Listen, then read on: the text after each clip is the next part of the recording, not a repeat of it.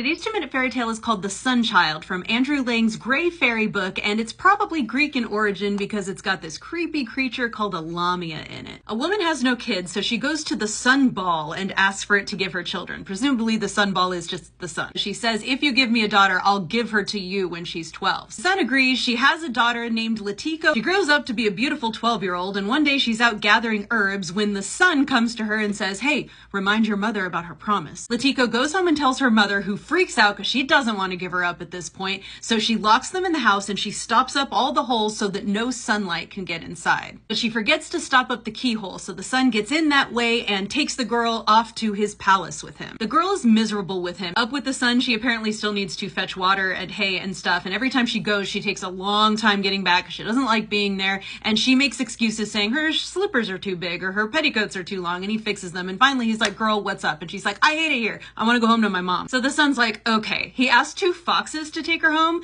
but the foxes are like, okay, but if we get hungry, we're gonna eat her. And he's like, okay, not you. Then he asked 2 hares to take her home. They do, but on the way, the hares stop to eat some grass and drink from a stream. That's when the lamia comes in, a creature in Greek mythology that's an evil woman monster that eats children or seduces men or both. Latiko climbs a tree to get away from her, and she tries to get her to come down saying, I have pretty shoes for you. And she's like, my shoes are prettier. She's like, I have a pretty apron for you. And she's like, my apron's better. And then she's like, I'm gonna eat you. And she's like, all right, try. Well, the lamia does start trying to climb up there, so she calls to the hares, come help me, and the hares grab her on her back and they rush home to the mom. The lamia chases after them, and there's a hilarious part where she sees people planting beans in a field, and she's like, hey, have you seen a little girl on a hare? And they're like, we're planting beans. And she's like, yeah, I mean the little girl. And they're like, beans, beans, are you deaf? As the girl nears home, her rooster, her cat, and her dog are all traitors, and they call out to the lamia, hey, she's almost here. And the mother's like, shut up. But then the girl makes it inside. The lamia is so close to grabbing her before she gets in, she grabs one of the hare's tails, but that's all she gets. They close the door, she can't get at her anymore. Apparently she leaves the tail because the mother thanks the hare for her help by silvering the tail and giving it to the hare, who now has his own tail